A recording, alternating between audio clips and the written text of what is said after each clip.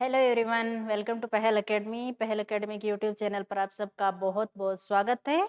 और आज हम करेंगे फरवरी का जो करंट अफेयर है उसका सेकंड पार्ट है, जिसमें हम जो नेशनल, इंटरनेशनल और राजस्थान की जो इम्पोर्टेंट है जो न्यूज है वो देखेंगे। ठीक है, इससे पहले हम फरवरी का पहला पार्ट है वो कवर कर चुके हैं, तो किसी ने अभी नहीं देखा है तो पहला पार्ट है वो अच्छे से देख लीजिए, फिर ये सेकेंड पार्ट हो जाएगा। तो उससे आपका फरवरी का जो करंट का पार्ट है वो सारा कंप्लीट हो जाएगा। तो चलो हम स्टार्ट करते हैं आज की क्लास। क्लास स्टार्ट करने से पहले छोटा सा ये आपको मैं बता देती हूँ कि आरएस जो प्री एंड मेंस का मार्गदर्शन बैच है ये स्टार्ट होने जा रहा है। ठीक है, और इसके क्या प्राइस रहेंगे वो प्राइस भी यहाँ लिखा हुआ है, सिर्फ 9900 रुपये है। उसमें आपका फुल कोर्स यहाँ करवाया जाएगा। ठीक है, और अगर कोई इंस्टॉलमेंट में फीस देना चाहे तो उनके लिए भी ये प्रावधान अलग से किया गया है। तो ये अपने कोर्स है वो ऑनलाइन रहेगा, तो आप एक ऐप डाउनलोड कर सकते हैं। ठीक है, इसके अलावा ऐप की बात आई तो यहाँ मैं आपको बता देती हूँ कि ऐप डाउनलोड कर लीजिए। इसमें ऐप में जो कम्युनिटी सेक्शन है वो सबके लिए फ्री है। उसमें आप कुछ भी एक दूसरे से अपने फ्रेंड्स के साथ जुड़ सकते हो, कुछ पढ़ाई से रिलेटेड है वो डिस्कशन कर सकते हो, और मेंटरशिप से रिलेटेड आप कुछ भी डाउट वगैरह है वो भी आप यहाँ डाल सकते हो। तो ये आप अपना ऐप डाउनलोड करके और कम्युनिटी सेक्शन है उसको ज्वाइन कर लीजिए। और ये आपका फाउंडेशन बैच है जो 1 साल में कंप्लीट होगा, उसके बारे में है। ठीक है, तो चलो अब अपने आगे स्टार्ट करते हैं। सबसे पहले है राजस्थान की ये करंट का पार्ट है, पंकज त्रिपाठी।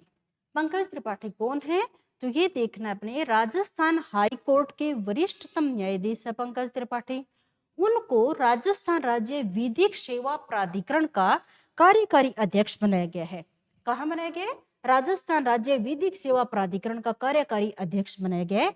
अभी जिनकी भी नियुक्ति हो रही है या जिनका भी कार्यकाल खत्म होके कोई कार्यकारी अध्यक्ष या पूर्ण कार्यकाल के लिए बनाया जा रहा है उन सबको आपको याद रखना है। तो अभी याद करो, पंकज त्रिपाठी राजस्थान राज्य विधिक सेवा प्राधिकरण के कार्यकारी अध्यक्ष हैं। जैसे बाद में नए अध्यक्ष बनेंगे अपने फिर से याद कर लेंगे। और अब विधिक सेवा प्राधिकरण की बात आई है तो इतना ध्यान रखने ना, राज्य सरकार के द्वारा अधिसूचना से ये 7 जुलाई 1998 को स्थापित हुआ था ये प्राधिकरण, और उसके अब कार्यकारी अध्यक्ष किसे बनाए गए? पंकज त्रिपाठी को, जो क्या थे राजस्थान हाईकोर्ट के वरिष्ठतम न्यायाधीश रह चुके हैं। ठीक है, आगे देखते हैं। Maharana Pratap tourist circuit, Maharana Pratap tourist circuit की बजट में घोषणा हुई थी, और कहां कहां पर ये सर्किट बनेंगे बहुत ही अच्छे से याद करना है। चावंड, दिवेर, कुंभलगढ़, गोगुंदा, हल्दीघाटी और उदयपुर, इन 6 जगह पर महाराणा प्रताप टूरिस्ट सर्किट बनाए जाएंगे। और इस हेतु बजट में 100 करोड़ का प्रावधान किया गया था। 100 करोड़ का प्रावधान था, ये यहाँ देख लो। इससे क्या है, आपको फोटो देखिए ज्यादा याद रहता है। तो महाराणा प्रताप टूरिस्ट सर्किट कहाँ कहाँ बनेंगे? चावंड में, कुंभलगढ़, हल्दीघाटी, उदयपुर, गोगुंदा और दिवेर, सारी जगह आपको याद करनी है। कितनी राशि का प्रावधान है? 100 करोड़ का प्रावधान है, ये भी आपको ध्यान में रखना है। अब एक युद्धाभ्यास हुआ था अभी वायु शक्ति 2024 में। कोई भी युद्धाभ्यास होता है, चाहे 2 देशों का होता है, चाहे अकेले भारत में भी वायुसेना, थल सेना, किसी का भी होता है, वो बहुत इंपॉर्टेंट होता है एग्जाम में, और पूछा ही पूछा जाता है। तो क्या पूछा जाता है? पहले तो ये पूछेंगे कि ये होता कहाँ पर हुआ था। जो युद्धाभ्यास वायु शक्ति 2024 है उसका आयोजन कहाँ किया गया था? जो अभ्यास हुआ था वो कहाँ पर हुआ था? पोखरण चांदन रेंज, जैसलमेर में संपन्न हुआ था। तो पोखरण चांदन रेंज जैसलमेर में संपन्न हुआ था। अच्छे से याद रखना है कि 3 साल में एक बार युद्धाभ्यास होता है। 1954 में ये शुरू हुआ था, और अभी कहाँ पर हुआ है? पोखरण चांदन रेंज फरवरी 2024 में हुआ। अब तो हम फरवरी का करंट पढ़ रहे हैं, तो आपको सबको पता होता है कि फरवरी में जब एग्जाम टाइम में एक साथ सारे युद्धाभ्यास करोगे तब मुश्किल हो जाता है। तो आप अभी याद कर लो कि जो युद्धाभ्यास वायु शक्ति है वो कहाँ पर हुआ? पोखरण चांदन रेंज जैसलमेर में हुआ है। ठीक है, इसको ये याद ऐसे रखना है। अब एक प्रधानमंत्री सूर्य घर मुफ्त बिजली योजना, बहुत ही इंपॉर्टेंट योजना है, आजकल न्यूज में बहुत ज्यादा चल रही है। अभी क्या इसको मंत्रिमंडल ने इसको मंजूरी दे दी है। ठीक है, क्या है ये क्या है कि कैबिनेट ने कहा है, केंद्र सरकार की योजना, पहले तो ये ध्यान रखनी है, केंद्र सरकार की योजना है प्रधानमंत्री सूर्य घर। तो सूर्य घर है तो सोलर से रिलेटेड है। तो इसमें क्या करेंगे, ये कहा है कि घर की 1 करोड़ परिवार, ध्यान में रखना है, 1 करोड़ परिवारों के लिए घर की छत पर सोलर पैनल लगाएंगे। ठीक है, सोलर पैनल लगाएंगे तो इससे हर महीने 300 यूनिट बिजली फ्री होगी। ध्यान में रखना है, 1 करोड़ घर है उनकी छत पे सोलर पैनल लगाने का प्रावधान है इसके तहत, जिसका टोटल व्यय 75,000 करोड़ आएगा। यहाँ केंद्र वित्तीय सहायता देगा। कितनी वित्तीय सहायता देगा, ये देखो कि 1 किलोवाट का सिस्टम लगाएंगे तो 30,000 तक की सब्सिडी देंगे। जो सोलर पैनल लगाएंगे वो अगर 1 किलोवाट का होगा तो 30,000 की सब्सिडी होगी, 2 किलोवाट सिस्टम वाला होगा तो 60,000 की सब्सिडी होगी, और 3 किलोवाट या इससे ज्यादा की क्षमता वाला कोई सिस्टम लगाएंगे तो 78,000 रुपए की सब्सिडी दी जाएगी। ठीक है, ये याद रखना है। फिर घरेलू उपभोक्ता क्या करेंगे कि राष्ट्रीय पोर्टल के माध्यम से सब्सिडी के लिए आवेदन कर लेंगे और छत पर सौर ऊर्जा स्थापित करने के लिए उपयुक्त विक्रेता का चयन भी कर सकेंगे। इसमें खुद सोलर वाल एनर्जी यूज करेंगे और जो अधिशेष ऊर्जा है उसको विक्रय कर देंगे, बेचेंगे। तो इससे ना केवल उनकी खुद की बिजली है वो फ्री में होगी, अपितु उन्हें आय भी प्राप्त होगी। ठीक है, घरेलू उपभोक्ता सोलर पैनल लगाने के लिए वर्तमान में लगभग 7% की बिना गारंटी कम ब्याज वाले ऋण उत्पाद है उसका भी यूज कर सकते हैं। अब क्या इसके तहत क्या करेंगे कि हर जिले में एक सोलर गांव है, उसको मॉडल बनाया जाएगा, आदर्श मॉडल के रूप में काम करेगा। उसको ग्रामीण क्षेत्र में सौर रूफटॉप सोलर को अपनाने के लिए एक आदर्श मॉडल बनाएंगे ताकि उनका अनुसरण करके बाकी गांव में भी सोलर का ज्यादा से ज्यादा उपयोग किया जा सके। तो ये ध्यान में रखना है। इसमें पीएम सूर्य घर मुफ्त बिजली योजना है, उसको 29 फरवरी 2024 को कैबिनेट ने मंजूरी दी है और इसके तहत 1 करोड़ परिवार है उनके घर की छत पर सोलर पैनल लगेगा, जिससे हर महीने 300 यूनिट तक बिजली फ्री में मिलेगी। ठीक है, तो ये ध्यान रखना, कितनी सब्सिडी देंगे, 30,000, 60,000 और 78,000 रुपए की सब्सिडी मिलेंगे। 1 किलोवाट सिस्टम के लिए 30,000, 2 किलोवाट के लिए 60,000 और 2 से ज्यादा है, 3 किलोवाट से ज्यादा है तो 78,000 रुपए का जो सब्सिडी दी जाएगी। ठीक है, इससे लाभ क्या हो गए, तो घरेलू उपभोक्ता बिजली बिल बच जाएगा, उनका बिजली का बिल नहीं लगेगा।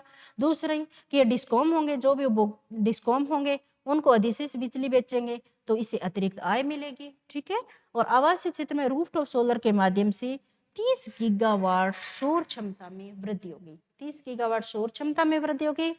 अब जो इस छत में जो सोलर वाला सिस्टम लगेगा, अगले 25 साल के जीवन काल में देखें तो 720 मिलियन टन कार्बन डाइऑक्साइड उत्सर्जन कम होगा। ये आपको ध्यान में रखना है। तो ये है आपकी पीएम सूर्य घर मुफ्त बिजली योजना। ठीक है, अच्छे से याद करना है इसको, बहुत इंपॉर्टेंट योजना है। अभी इसके इतने फैक्ट याद करना है, इससे रिलेटेड कुछ और होंगे तो आगे हम अपने नेक्स्ट क्लास में और अच्छे से देख लेंगे। अभी ये ध्यान रखना है कि कितने किलोवाट सिस्टम के लिए कितनी सब्सिडी दी जाएगी और ये और उससे क्या कितने यूनिट बिजली है वो उपलब्ध हो सकेगी, ये ध्यान में रखना है। अब एक चैंपियनशिप है, अपने पता है स्पोर्ट्स वाला जो पार्ट है वो बहुत इंपॉर्टेंट रहता है और स्पोर्ट्स से रिलेटेड आरएस प्री में ही देखें तो काफी क्वेश्चन पिछले एग्जाम में आए थे, बाकी हर एग्जाम में खेल से संबंधित क्वेश्चन आते हैं। तो ये है Asia team championship 2024, Asia team championship 2024 है, बैडमिंटन से संबंधित है। इसका ऐसे याद रख लेना, बैडमिंटन एशिया टीम चैंपियनशिप 2024। ठीक है, पीवी सिंधु और अनमोल खरब के नेतृत्व में भारतीय महिला बैडमिंटन टीम है, उसने गोल्ड मेडल जीता है। कब है, 13 से 18 फरवरी तक मलेशिया के शाह आलम में ये जो चैंपियनशिप आयोजित हुई उसमें ऐतिहासिक स्वर्ण पदक जीता है भारतीय महिला बैडमिंटन टीम ने। ठीक है, ध्यान में रखना है, पहले याद रखना है कि एशिया की जो टीम चैंपियनशिप 2024 है वो बैडमिंटन से रिलेटेड है।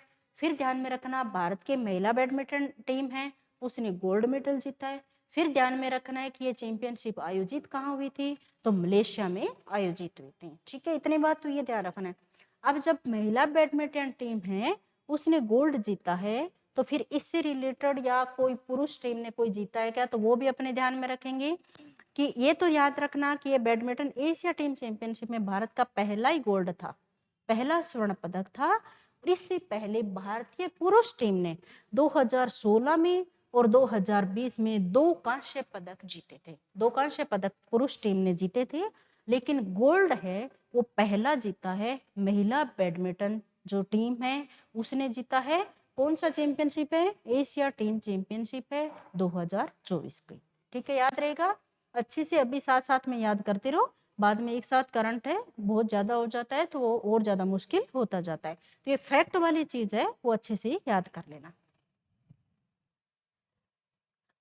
अब एक याद रखना है, अफीम की एक नई किस्म विकसित हुई है चेतक। तो सीधा क्वेश्चन क्या आ सकता है, क्वेश्चन ये आएगा कि चेतक है वो किस फसल की नई किस्म है, या अफीम की जो नई किस्म का नाम दिया गया है उसको क्या नाम दिया गया है, तो उसको चेतक नाम दिया है। अब ये नाम दिया किसने है, तो महाराणा प्रताप कृषि एवं प्रौद्योगिकी विश्वविद्यालय उदयपुर। पहले तो ये ध्यान रखो कि जो महाराणा प्रताप कृषि और प्रौद्योगिकी, जो एग्रीकल्चर और टेक्नोलॉजी दोनों एक साथ वाला विश्वविद्यालय, वो कहाँ पर है, उदयपुर में है।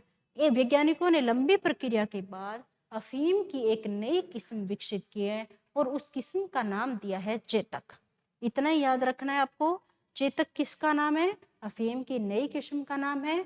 और इस जो चेतक नाम दिया किसने है, तो महाराणा प्रताप कृषि एवं प्रौद्योगिकी विश्वविद्यालय के वैज्ञानिक, जो विश्वविद्यालय उदयपुर के वैज्ञानिक है, उन्होंने इस किस्म को खोज के इसका नाम चेतक रखा है। ठीक है, विश्व वाटर पोलो, ये नया सा खेल का नाम लग रहा होगा आपको, विश्व वाटर पोलो। पर क्या है, खेल से संबंधित कुछ भी क्वेश्चन आ सकता है तो अपने को ध्यान में रखना होगा।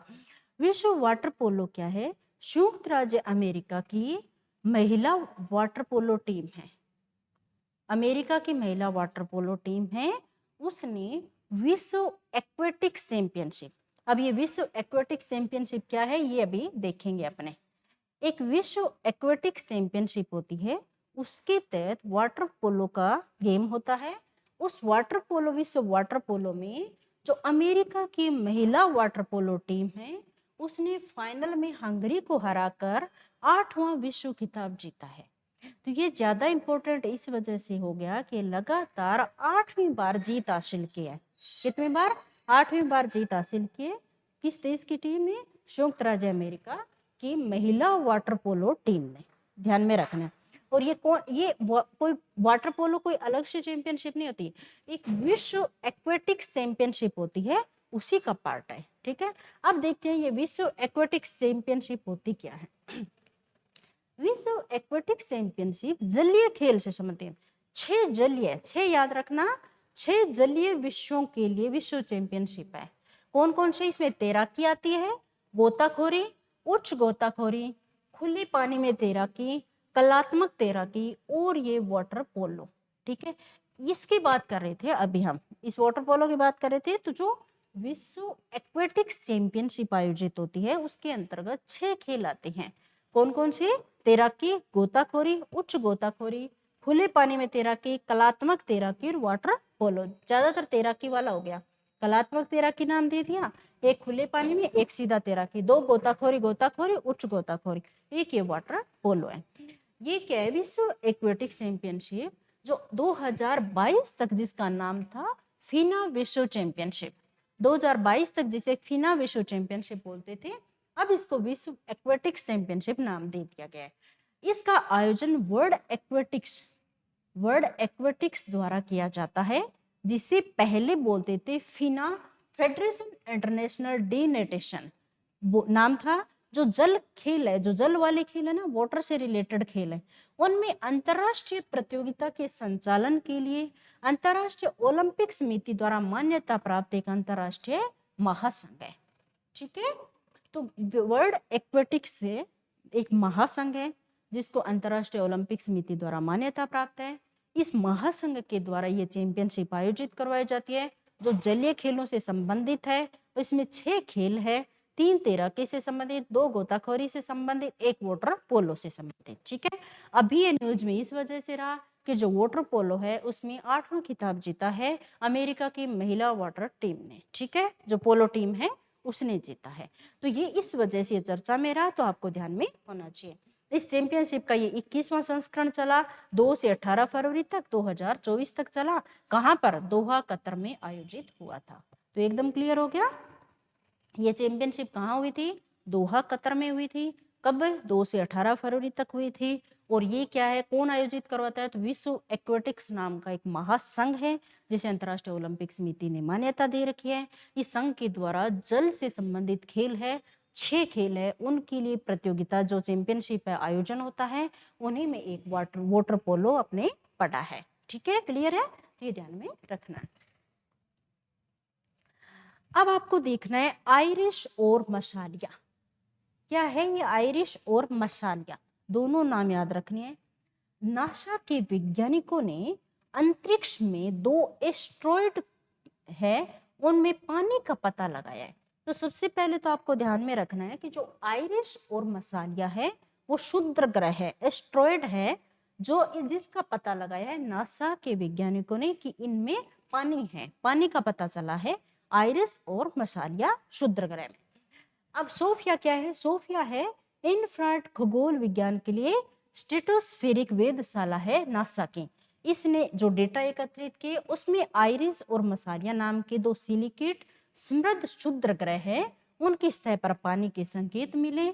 और ऐसा साक्ष्य पहली बार मिले हैं जब किसी क्षुद्र ग्रह की सतह पर पानी के अणु का पता चला है। तो दोनों क्षुद्र ग्रहों पर पानी की प्रचुरता। आपको याद क्या रखना है? आपको याद रखना है कि आयरिस और मसालिया दोनों नाम याद रखना है। एग्जाम में सीधा पूछा जाएगा कि आयरिस और मसालिया क्या है, तो आपको पता होना चाहिए क्षुद्र ग्रह है। फिर ये चर्चा में क्यों आया? और भी बहुत सारे क्षुद्र ग्रह, 2 नाम ही क्यों चर्चा में? तो यहाँ नासा के वैज्ञानिक है, उनको यहाँ पानी की संकेत मिले हैं। ठीक है, तो ये क्षुद्र ग्रह जो क्षुद्र जहाँ पानी के अवशेष मिले, पानी के कण मिले हैं, वो कौन से हैं? तो आयरिस और मशालिया। ठीक है, ऐसे क्वेश्चन पहले भी आए हुए हैं एग्जाम में और बहुत ज्यादा पूछे जाने की संभावना रहती है। ऐसे इस टाइप के क्वेश्चन भी बन सकते हैं कि निम्न में से कौन से क्षुद्र ग्रह जहाँ से हाल ही फिलहाल में पानी के कण मिले हैं? तो एक आयरिस, दूसरा मसालिया, तीसरा कोई और क्षुद्र ग्रह का नाम लगा देंगे। आपको दोनों याद रखने हैं, फिर चाहे कितने भी ऑप्शन दिए हो, 2 नाम जहां होंगे उन पे आपको टिक करना है। ठीक है, आयरिस और मसालिया। शेखावटी अंचल को मिलेगा बहुप्रतीक्षित यमुना जल। पहले अपने ERCP वाला पढ़ा था, अब शेखावटी अंचल को बहुप्रतीक्षित यमुना का जल मिलेगा। कैसे? इसके लिए क्या हुआ कि राजस्थान, हरियाणा और केंद्र सरकार के बीच में जो राजस्थान को आवंटित है यमुना जल, उसका प्रथम चरण में उपयोग हेतु DPR तैयार करने हेतु 17 फरवरी 2024 को एक MOU पर साइन हुए हैं। किस किस के बीच में? राजस्थान, हरियाणा और केंद्र सरकार के बीच में। ठीक है, इस MOU पर साइन होने के बाद अब राजस्थान को हथिनी कुंड, ताजे वाला हेड, जिसे हथिनी कुंड भी बोलते हैं, ताजे वाला हेड बोलते हैं, उससे यमुना का पानी मिल जाएगा। और यमुना का पानी जब मिलेगा तो यहाँ राजस्थान में कौन से जिले लाभान्वित होंगे? तो सीकर, चूरू और झुंझुनू जिले हैं, उनकी पेयजल समस्या का समाधान होगा।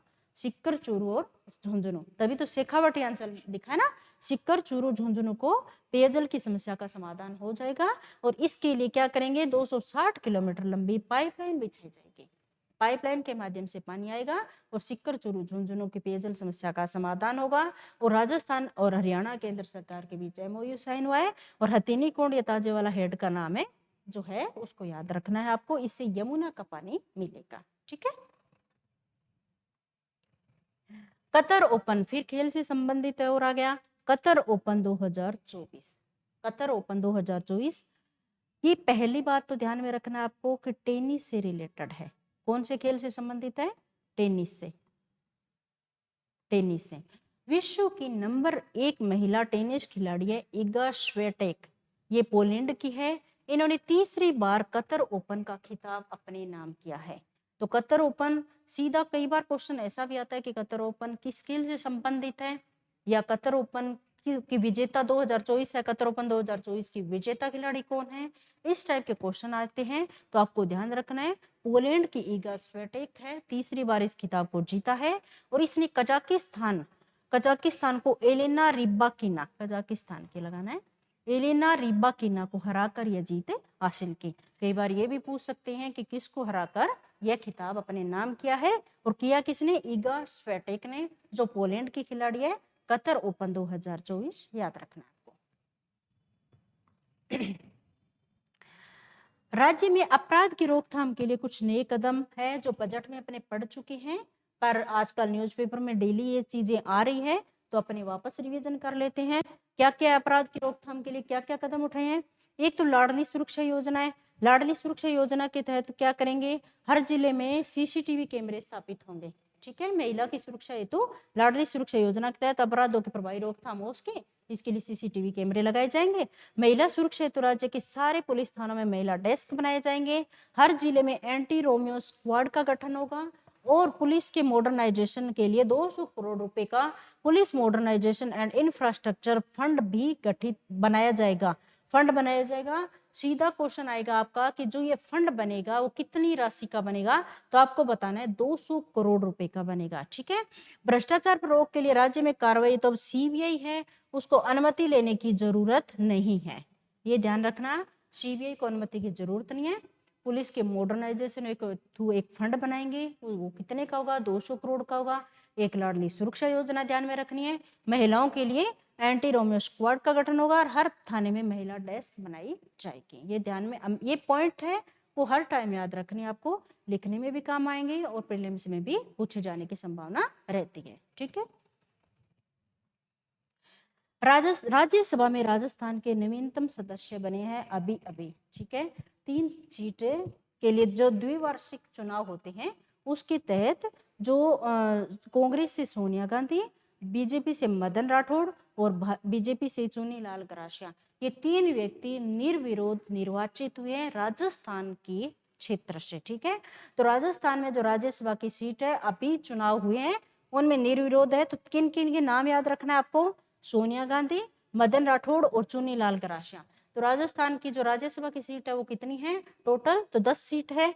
अब फिलहाल 9 सीट पर अभी है सांसद है, 1 सीट अभी खाली है, ये ध्यान में रखना। तो 3 सीटों पर हाल फिलहाल में चुनाव हुए, तीनों सीटों के जो सांसद है वो याद रखने हैं आपको। ठीक है, एक special credit linked capital subsidy scheme चल रही है। स्पेशल क्रेडिट लिंक्ड कैपिटल, जो स्पेशल क्रेडिट लिंक्ड है उसकी सब्सिडी स्कीम चल रही है। तो ये अपने को थोड़ा सा इतना पता होना चाहिए, हाल फिलहाल क्योंकि ज्यादातर चलती रहती है ये न्यूज में आती रहती है, तो अपने को एक तो ये पता होना चाहिए कौन से मंत्रालय की है और उसके तहत जो राशि है वो कितनी है, तो ये ध्यान में रखनी है। पहली बात तो सूक्ष्म लघु और मध्यम उद्यम मंत्रालय जो एमएसएमई है सेक्टर से संबंधित है, तो इन्होंने क्या किया, सेवा क्षेत्र के लिए विशेष क्रेडिट लिंक्ड कैपिटल सब्सिडी योजना शुरू की है। ठीक है, सूक्ष्म लघु और मध्यम जो उद्यम मंत्रालय है उसकी योजना है।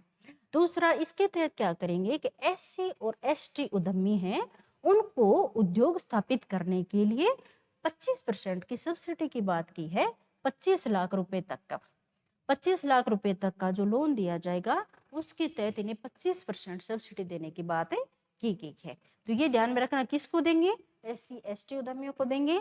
और कौन से मंत्रालय के, सूक्ष्म लघु और मध्यम उद्यम मंत्रालय एमएसएमई की योजना है। ठीक है, एक सैन्य जासूसी सैटेलाइट ध्यान में रखना तैयार हुआ है। किसने तैयार किया है, टाटा एडवांस सिस्टम लिमिटेड ने। टाटा एडवांस सिस्टम लिमिटेड ने देश का पहला सैन्य जासूसी सैटेलाइट तैयार किया है, अभी तैयार हुआ है सैटेलाइट। इसको लॉन्च करेंगे अप्रैल में। कहां से करेंगे, अमेरिका से किया जाएगा। एलन मस्क की कंपनी स्पेस एक्स है वो इसको लॉन्च करेगी।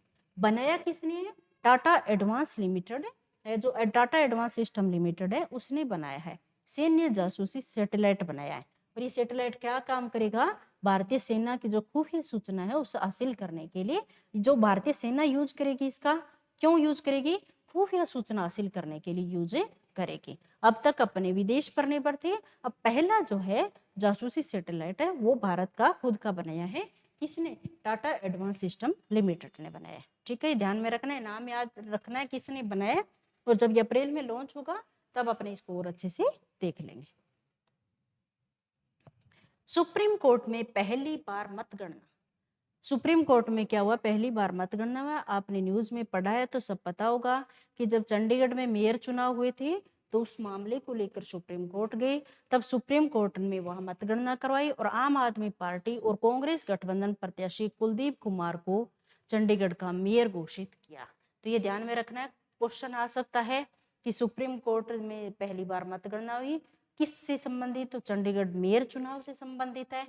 फिर किसे नियुक्त किया गया? तो ये भी इंपॉर्टेंट हो जाते हैं, कुलदीप कुमार को मेयर घोषित किया, ये ध्यान। तो सुप्रीम कोर्ट ने ये गणना करवाई, ये किस के तहत है, कौन से अनुच्छेद के तहत उन्हें ये शक्ति प्रदान की गई है? तो ये आपको ध्यान में रखना है, आर्टिकल 142 है, 142 में यह जो सुप्रीम कोर्ट को असाधारण शक्ति प्रदान करता है।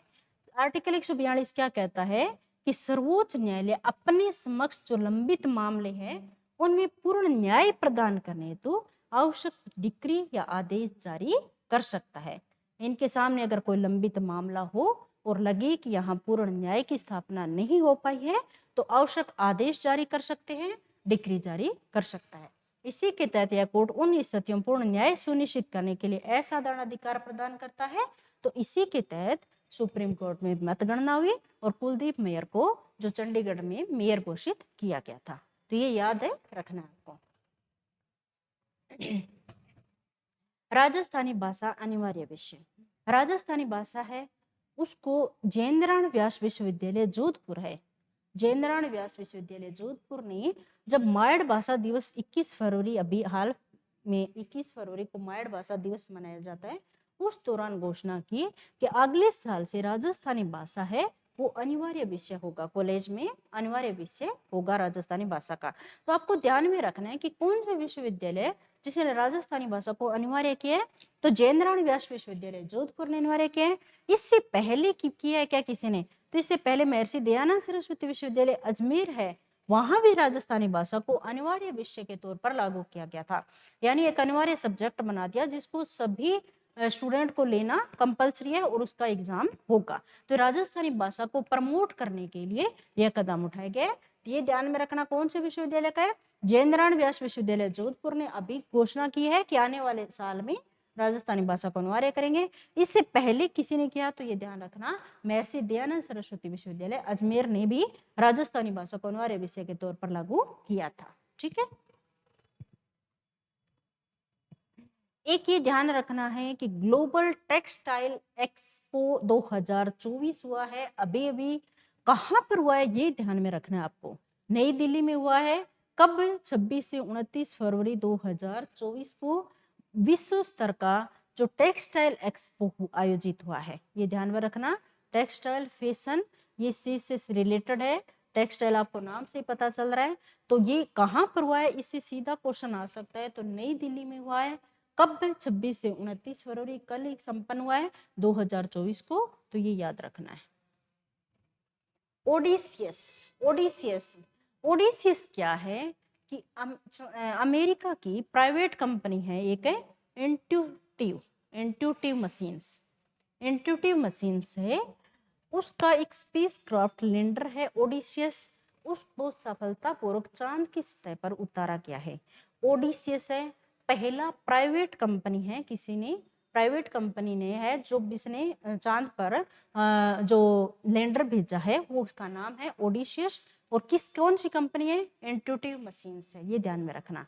ये 6 पैरों वाला एक रोबोट लैंडर है जो चंद्रमा की दक्षिणी ध्रुव के पास जाएगा। दक्षिणी ध्रुव पर पहले चंद्रयान 3 भी हम भेज चुके हैं, वहीं पर जाएगा। और ये इसका नाम याद रखना है, ओडिसियस है, पहली प्राइवेट कंपनी के द्वारा भेजा गया है। ठीक है, चंद्रमा की सतह पर सफल लैंडिंग कराने वाला पहला निजी उद्यम बन गया है, अमेरिका बन गया है जिसने पहला निजी, ये पहले निजी कंपनी है जिसने ओडिसियस ले उसको चांद की सतह पर उतारा है। तो ये बहुत इंपॉर्टेंट है, अच्छे से याद रखना। कंपनी का नाम भी याद रखना है, इंट्यूटिव मशीन्स है, और लैंडर का नाम याद रखना है, ओडिसियस है। चंद्रमा के दक्षिणी ध्रुव पर जाएगा, ये भी याद रखना है। फिजिकल स्पोर्ट्स, नया नाम आया है एक फिजिकल स्पोर्ट्स, पहली बार आयोजित हो रहा है फिजिकल स्पोर्ट्स। ठीक है, कहाँ पर आयोजित हो रहा है? रूस के शहर कजान में। याद रखना है, बहुत ही इंपॉर्टेंट चीज है ये। रूस के शहर कजान में 19 फरवरी से 3 मार्च तक फिजिकल खेलों का आयोजन होगा। डिजिटल खेल में क्या होगा कि आजकल डिजिटल गेम्स बहुत ज्यादा बढ़ रहे हैं, तो पारंपरिक और डिजिटल दोनों प्रकार के टोटल 21 खेलों का आयोजन होगा और उसका नाम दिया है फिजिकल स्पोर्ट्स। ठीक है, फिजिकल स्पोर्ट्स कहाँ पर आयोजित होगा? पहली बार ये हो रहा है रूस के कजान में आयोजित हो रहे हैं। कब से कब तक? 19 फरवरी से 3 मार्च तक होगा। इसमें टूर्नामेंट में टोटल 4 भागों में बांटा गया है। स्पोर्ट्स चैलेंज में तो इसे आप नाम पढ़ोगे तो आपको आइडिया आ जाएगा कि कौन से गेम होंगे। स्पोर्ट्स चैलेंज में डिजिटल फुटबॉल होगा, डिजिटल हॉकी होगा, डिजिटल गेम होंगे। ठीक है, डिजिटल बास्केटबॉल होगा, डिजिटल मार्शल आर्ट, इसी प्रतियोगिता होगी स्पोर्ट्स चैलेंज में। स्ट्रेटजी चैलेंज होगा, उसमें डोटा 2, मोबाइल लीजेंड्स, बैंक और वर्ल्ड ऑफ टेक जैसी दुनिया के जो पॉपुलर गेम्स है वो होंगे। ठीक है, एक प्रौद्योगिकी चुनौती करके होगा, उसमें प्रौद्योगिकी टेक्नोलॉजी से रिलेटेड गेम्स होंगे, जैसे रोबोट का हो गया, ड्रोन रेसिंग होगी और डांस सिम्युलेटर, वर्चुअल रियलिटी जैसे गेम्स वाले इसके अंदर आएंगे। और टैक्टिक्स चैलेंज में काउंटर स्ट्राइक 2, वॉरफेस और मोबाइल स्टैंड ऑफ 2 जैसे गेम से इसके तहत आएंगे। तो आपको ये कोई नहीं पूछेगा, आपको जो याद रखना है वो ये कि जो फिजिकल स्पोर्ट्स है वो कहाँ पर आयोजित किए गए, तो रूस के कजान में आयोजित हुए हैं। ये आपको याद बहुत अच्छे से रखना है। 1 जुलाई से लागू हो जाएंगे नए दंड कानून। नए दंड कानून है, अब अपने को याद क्या करना है? पुराने कानून का नाम क्या है और नए कानून का, जो पुराने वाले हैं उसको चेंज करके नया नाम क्या दे दिया गया है। तो पुराना कानून है भारतीय दंड संहिता 1860, जिसे आईपीसी बोलते थे, उसको अब बदल दिया भारतीय न्याय संहिता 2023 से। नाम अच्छे से याद करो, पहले तो भारतीय दंड संहिता 1860 थी, उसका नाम भारतीय न्याय संहिता 2023 बीएनएस कर दिया। जो आईपीसी थी वो बीएनएस होगी। उस जो आईपीसी थी में उसमें 511 धाराएं थी, अब 358 धाराएं हैं। ठीक है, दूसरा भारतीय दंड प्रक्रिया संहिता है जो 1973 की थी, उसको भारतीय नागरिक सुरक्षा संहिता 2023 है। भारतीय नागरिक सुरक्षा संहिता 2023 है, उसमें 484 धाराएं थी, अब 531 धाराएं हैं। भारतीय साक्ष्य अधिनियम 1872 है नाम था, उसको नाम दे दिया भारतीय साक्ष्य अधिनियम 2023। नाम सन बदला है, ये नाम सेम ही है। ठीक है, दो के नाम चेंज है। भारतीय दंड संहिता था वो भारतीय न्याय संहिता हो जाएगा, भारतीय दंड प्रक्रिया संहिता थी वो भारतीय नागरिक सुरक्षा संहिता हो जाएगा। और ये अब आया कि 1 जुलाई से ये दंड कानून है वो लागू हो जाएंगे। अब जब लागू होंगे तब इनको अच्छे से और देख लेंगे। ठीक है, इसके तहत थोड़ा सा ये देख लेते हैं कि इसमें क्या हुआ कि पहली बार आतंकवाद को भारतीय न्याय संहिता है उसकी धारा 113(1) के तहत दंडनीय अपराध बनाकर परिभाषित किया है। पहली बार आतंकवाद शब्द है उसको परिभाषित किया है, उसे दंडनीय अपराध भी माना है। कहाँ? भारतीय न्याय संहिता की धारा 113(1) के तहत। ठीक है, और आतंकवाद में क्या कहा है थोड़ा सा देख लेते हैं, क्या परिभाषा में क्या रखी है कि आतंकवाद में वो कृत्य शामिल किए हैं जिसका उद्देश्य देश की एकता, अखंडता, सुरक्षा या आर्थिक सुरक्षा को खतरे में डाला। एकता, अखंडता को, सुरक्षा को, आर्थिक सुरक्षा, किसी भी तरह की सुरक्षा को कोई कार्य खतरे में डालता है तो उसे आतंकवाद की श्रेणी में लाया जाएगा। दूसरा, भारत में लोगों या लोगों के किसी भी वर्ग में आतंक पैदा करने वाला कोई भी कार्य होगा ऐसा तो उसे आतंकवाद माना जाएगा। तीसरा, आतंकवाद का प्रयास करने या करने के लिए सजा में शामिल है। इसमें क्या क्या सजा किया है? इसमें मौत का प्रावधान किया है या आजीवन कारावास की बात की है, जुर्माना भी बताया है अगर इसके परिणाम स्वरूप किसी व्यक्ति की मृत्यु, ऐसा कोई कृत्य करते हैं जैसे किस देश की एकता अखंडता को खतरा हो रहा है या आतंक पैदा कर रहे हैं या ऐसा कोई कार्य करे हैं जिसके परिणाम स्वरूप व्यक्ति की मृत्यु हो जाती है किसी की, तो उसके संदर्भ में मौत या आजीवन कारावास जुर्माने का प्रावधान किया गया है। 5 साल से लेकर आजीवन कारावास, जुर्माने का भी प्रावधान है इसके तहत। तो ये ध्यान में रखना, पहली बार आतंकवाद को भारतीय न्याय संहिता की धारा 113(1) के तहत दंडनीय अपराध मान करके परिभाषित किया है। ठीक है। और एक बात ये, राजद्रोह है, भारतीय न्याय संहिता में राजद्रोह का अपराध था पहले, अब उसको हटा देती है। भारतीय न्याय संहिता है राजद्रोह के अपराध को हटा दिया है, इसके बजाय यह निम्नलिखित को दंडित करता है। राजद्रोह जो शब्द है उसको हटा दिया और लिखा है कि इस हिसाब से कोई कार्रवाई होगी तो दंडित किया जाएगा। जैसे अलगाव, सशस्त्र विद्रोह या विध्वंसक गतिविधि को उत्तेजित कर रहे हैं या कोई ऐसा उत्तेजित करने का प्रयास कर रहे हैं तो उन्हें दंडित किया जाएगा। ठीक है, ऐसे नहीं बोलेंगे कि राजद्रोह के अपराध में लिप्त है। और दूसरा, अलगाववादी गतिविधि की भावनाओं को प्रोत्साहित कर रहा है, देश की एकता अखंडता को खतरे में डालने वाला काम हो रहा है। इन अपराध में शब्द या संकेत का आदान प्रदान इस टाइप का हो रहा है, इलेक्ट्रॉनिक संचार या वित्तीय साधनों का यूज कर रहे हैं जिससे देश की एकता अखंडता को खतरा हो, अलगाववादी भावनाओं को प्रोत्साहन मिल रहा हो, तो उनके लिए दंड का प्रावधान है। लेकिन राजद्रोह अपराध है उसको हटा दिया गया है। तो ये दो चीजें अभी अपने ध्यान में रख लेते हैं। बाद में 1 जुलाई को, जब ये 1 जुलाई को या उससे आगे करते हैं, अभी तो बताया कि 1 जुलाई से ये नए कानून है लागू हो जाएंगे, तो उस टाइम अपने इसको थोड़ा सा अच्छे से देख लेंगे। 5 नए एम्स का लोकार्पण किया है 25 फरवरी 2024 को प्रधानमंत्री के द्वारा। 25 फरवरी 2024 को 5 नए एम्स का लोकार्पण किया गया है। तो कौन कौन सी जगह पर होंगे? एम्स राजकोट गुजरात में, AIIMS Bathinda Punjab, AIIMS Raebareli Uttar Pradesh, AIIMS Kalyani पश्चिमी बंगाल, एम्स मंगलगिरी आंध्र प्रदेश। 5 एम्स है, नए हैं, तो आपको ये याद करनी है कौन सी जगह पर है, ये भी आपको ध्यान में रखना है। प्रधानमंत्री सूक्ष्म खाद्य उद्योग उन्नयन योजना, खाद्य प्रसंस्करण को बढ़ावा देने के लिए अगर कोई सूक्ष्म खाद्य उद्योग स्थापित करते हैं तो 10 लाख तक की सब्सिडी की बात की है। 10 लाख रुपए तक की सब्सिडी दे देंगे। किसको देंगे? ये पात्रता रखी है कि 18 साल से अधिक आयु का प्रत्येक नागरिक है, किसान है, सूक्ष्म उद्यमी है, फार्मर प्रोड्यूसर कंपनी है या सेल्फ हेल्प ग्रुप है, ये पात्र होंगे। अगर वो सूक्ष्म खाद्य उद्योग स्थापित करते हैं तो उन्हें 10 लाख तक की सब्सिडी देंगे। लेकिन इसके साथ एक बात और भी है, क्या कहा कि अगर कॉमन मिलकर कोई इंफ्रास्ट्रक्चर बनाते हैं, कॉमन इंफ्रास्ट्रक्चर स्थापित करते हैं, स्थापित करने के लिए कोई एफपीओ है, एसएचजी ग्रुप है, तो उनको बोला है कि 35% तक की सब्सिडी दे देंगे। अधिकतम 3 करोड़ रुपए तक का लोन लेते हैं तो उन्हें 35% तक की सब्सिडी देने की बात की गई है। प्रधानमंत्री सूक्ष्म खाद्य उद्योग उन्नयन योजना बहुत ही इंपॉर्टेंट है, ये बात आपको ध्यान में रखनी है। किससे रिलेटेड है, कितनी राशि का इसमें प्रावधान किया गया है। ठीक है। मरियम नवाज, मरियम नवाज कौन है? मरियम नवाज पाकिस्तान के पंजाब प्रांत की मुख्यमंत्री है। तो पाकिस्तान के पंजाब प्रांत के मुख्यमंत्री है तो हम क्यों याद करें? हम इसलिए याद करें कि ये पहली महिला मुख्यमंत्री है जो पाकिस्तान के किसी भी राज्य की मुख्यमंत्री बनी है। पाकिस्तान में प्रांत है, उन पहली मुख्यमंत्री बनी है मरियम नवाज।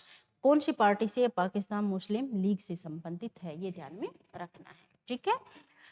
कारबाओ कप 2024 फिर खेल से संबंधित आ गया। कारबाओ कप है 2024, किस खेल से संबंधित है? फुटबॉल से संबंधित है। ये इसका संबंध है फुटबॉल से। इसमें विजेता लिवरपूल टीम है, वो विजेता रही। कौन सी टीम को हरा के? चेल्सी टीम को हराकर। चेल्सी अब अंग्रेजी फुटबॉल इतिहास में लगातार 6 घरेलू कप फाइनल हारने वाली पहली टीम बन गई है और लिवरपूल इंग्लिश फुटबॉल लीग के इतिहास में 10 बार प्रतियोगिता जीतने वाली पहली टीम है। आपको याद क्या रखना है? आपको याद ये रखना है कि जो कारबाओ कप है 2024, सीधा पूछेंगे कारबाओ कप का संबंध किस खेल से है, तो फुटबॉल से संबंधित है। अब जब फुटबॉल कर ही लिया तो एक विजेता टीम याद कर लेना, लिवरपूल टीम है, ये विजेता रही है। या देखो इतिहास में 10 बार प्रतियोगिता जीतने वाली पहली टीम बन गई है, ये ध्यान में रखना है। गगनयान मिशन के अंतरिक्ष यात्री है, उनके नाम घोषित हो चुके हैं। कौन कौन जाएंगे? ग्रुप कैप्टन प्रशांत बालकृष्णन नायर, अजीत कृष्णन, अंगद प्रताप और विंग कमांडर शुभांशु शुक्ला। शुभांशु शुक्ला, ये 4 व्यक्ति है, चारों के नाम याद रखने हैं। गगनयान जाएगा तो ये 4 यात्री हैं, उनके नाम है फाइनल हुए, इन ये चारों व्यक्ति जाएंगे। ग्रुप कैप्टन प्रशांत बालकृष्णन नायर, अजीत कृष्णन, अंगद प्रताप और विंग कमांडर शुभांशु शुक्ला। ठीक है। न्यायमूर्ति अजय माणिकराव खानविलकर। अजय माणिकराव खानविलकर नाम है, बहुत ही इंपॉर्टेंट है, एकदम रट लेना है। क्यों इंपॉर्टेंट है कि देश के नए लोकपाल बनाए गए हैं, लोकपाल के पद पर इन्हें नियुक्त किया गया है। किनको? न्यायमूर्ति अजय माणिकराव खानविलकर को। ठीक है। इससे पहले पहले थे लोकपाल पिनाकी चंद्र घोष, ये पहले ही लोकपाल थे पिनाकी चंद्र घोष। ये सेवानिवृत्त हुए, तब कुछ टाइम के लिए प्रदीप कुमार मोहंती जी को कार्यवाहक लोकपाल बनाया गया था। और अब लोकपाल है, उनको याद करना है, अजय माणिकराव खानविलकर को लोकपाल के पद पर नियुक्त किया गया है। और ये क्वेश्चन आपको एग्जाम में मिलेगा, हर एग्जाम में देखने को मिलेगा, अजय माणिकराव खानविलकर। ठीक है। सुनील मित्तल। सुनील मित्तल को नाम क्यों चर्चा में आया कि ब्रिटेन ने भारतीय इंटरप्राइजेस के चेयरमैन सुनील मित्तल है, भारती मित्तल है, उनको सर्वोच्च सम्मान नाइटहुड से सम्मानित किया है। नाइटहुड सम्मानित से सम्मानित किया ब्रिटिश सरकार ने सुनील मित्तल को। तो ये याद करना बनता है, इनको याद कर लेना। स्वयं प्लस प्लेटफॉर्म, स्वयं प्लस आया एक प्लेटफॉर्म। ठीक है। पहले स्वयं पोर्टल चलता था, अब उसका प्लस एक रूप आगे बढ़ाकर दिया है। केंद्रीय शिक्षा मंत्रालय ने 27 फरवरी 24 को, अभी 2 दिन पहले, स्वयं प्लस पोर्टल शुरू किया है, स्वयं प्लस पोर्टल। ठीक है। इसी केंद्रीय शिक्षा मंत्री धर्मेंद्र प्रधान द्वारा लॉन्च किया गया। क्या है ये? इस पोर्टल का संचालन कौन करेगा? Indian institute of technology Madras इसका संचालन करेगा। Indian institute of technology Madras द्वारा संचालित होगा। यह पोर्टल उद्योग क्षेत्र की जरूरत के अनुसार कोर्स की पहचान करेगा। उद्योग क्षेत्र की क्या जरूरत है, किस कोर्स जो करेंगे उसके बाद में आगे जाके उद्योग में काम मिलेगा, तो वो कोर्स की पहचान करेंगे और उन्हें शामिल करने के लिए स्वयं पहल का, जो स्वयं पहल पहले चल रही थी उसी का विस्तार है। ठीक है। इसका उद्देश्य है कॉलेज के जो छात्र हैं उनकी रोजगार क्षमता को बढ़ाना। तो कॉलेज में ऐसे विषय पढ़ाए जाएंगे ना जो आगे जाकर कोई भी इंडस्ट्री में जिस कोर्स का यूज हो रहा है, तो इसके लिए आया है स्वयं प्लस। ठीक है। स्वयं प्लस प्लेटफॉर्म इसी वजह से है, कोर्स देखेगा कि आगे किन किन कोर्सों की जो डिमांड है उसकी पहचान करेंगे, और ताकि कॉलेज के छात्र है उनकी रोजगार क्षमता है वो ज्यादा से ज्यादा बढ़ सके। इससे पहले जो स्वयं था वो एक व्यापक ओपन ऑनलाइन कोर्स था। ठीक है। ओपन ऑनलाइन कोर्स था और जो बड़ी संख्या में शिक्षार्थियों को शैक्षणिक अवसर दे रहा था। ये 2017 में चला था शिक्षा मंत्रालय ने। अब इसी कोर्स आगे बढ़ के स्वयं प्लस प्लेटफॉर्म नाम दिया गया है। ठीक है। तो अच्छे से याद इसको कर लेना। फ्रांस का सर्वोच्च नागरिक सम्मान दिया गया है शशि थरूर को। शशि थरूर को फ्रांस का सर्वोच्च नागरिक सम्मान दिया है। कौन सा सम्मान है ये? फ्रांस का सर्वोच्च नागरिक सम्मान है knight of the legion of honour, सेविलियर डी ला लीजन डी होनूर। ये पुरस्कार का नाम है। ये किसे दिया गया है? शशि थरूर को दिया गया है। शशि थरूर कौन है? प्रख्यात लेखक और राजनेता है। कब दिया? 20 फरवरी 2024 को दिया गया है। ठीक है। बहुत ही अच्छे से इसको याद करना है। माल्टा ISA में शामिल होने वाला 119वां देश है। बहुत इंपॉर्टेंट है। किसी भी संगठन का जो नया मेंबर होता है उसको बहुत अच्छे से याद करना होता है, उसका क्वेश्चन पूछे जाते ही हैं। पिछली क्लास में अपने ब्रिक्स के नए कंट्री याद किए थे। अब ये ISA क्या है? अंतरराष्ट्रीय सौर गठबंधन है, जो इंटरनेशनल सोलर अलायंस है उसमें शामिल हुआ है माल्टा। और अब इसे अलायंस के टोटल मेंबर हो गए 119। ठीक है। ये अलायंस बना कब था? ये भारत और फ्रांस के द्वारा एक सम्मिलित, भारत और फ्रांस का प्रयास है, ये ध्यान में रखना। भारत और फ्रांस द्वारा मिलकर बनाया गया था। कब? 30 नवंबर 2015 को। 30 नवंबर 2015 की बात है। अब इसमें 119 सदस्य हो चुके हैं। पेरिस फ्रांस में आयोजित जलवायु परिवर्तन पर UNFCCC का 21वां जो COP 21 आयोजित हुआ था, उस दौरान भारत और फ्रांस द्वारा मिलकर के इस अलायंस बनाने की बात की थी। 2015 की बात है। अब इसका उद्देश्य क्या था कि जीवाश्म ईंधन जैसे ऊर्जा है उसके गैर नवीनीकरण सोर्स पर निर्भरता, जीवाश्म ईंधन जैसे ऊर्जा सोर्स है उनकी पर निर्भरता कम करनी है, और जो नवीनीकरण ऊर्जा सोर्स है उनको ज्यादा से ज्यादा प्रमोट करना है। तभी तो उसका नाम है ना सोलर। सौर ऊर्जा को मतलब ज्यादा से ज्यादा प्रोत्साहन देना है, सोलर ऊर्जा का ज्यादा से ज्यादा इस्तेमाल करना है ताकि जीवाश्म ईंधन का कम से कम यूज हो सके। तो ये इस वजह से इस गठबंधन को जो अलायंस बनाई गई थी उसका माल्टा है ये 119वां देश बना है। याद अच्छे से याद करना, माल्टा बना है ISA का 119वां देश। ठीक है, तो आज की क्लास में हम इतना ही। अब फरवरी का आपकी करंट अफेयर की सारी बातें हो चुकी हैं, चाहे वो नेशनल, चाहे इंटरनेशनल, चाहे राजस्थान की हो। आप पीछे की जो वीडियो बने हैं फरवरी से रिलेटेड वो और ये मिला के और करोगे तो आपका फरवरी का करंट अफेयर एकदम तैयार हो जाएगा। ठीक है, और इसके अलावा आपको जो भी आप ऐप वाला बता ही दिया, ऐप डाउनलोड कर लेना। कोर्स में शामिल होना है जो, तो अभी अपना कोर्स मार्गदर्शन वाला बेस स्टार्ट होगा, तो उसमें इनरोल हो जाइए। और बाकी पहल अकेडमी से रिलेटेड, कोर्स से रिलेटेड जो भी जानकारी लेनी है आपको, तो आप टेलीग्राम चैनल है ये अपना, और ये नंबर दिए हुए इस पे कॉल कर सकते हैं। तो ठीक है, आज की क्लास हम यही खत्म करते हैं, नेक्स्ट जल्दी मिलते हैं। Thank you so much.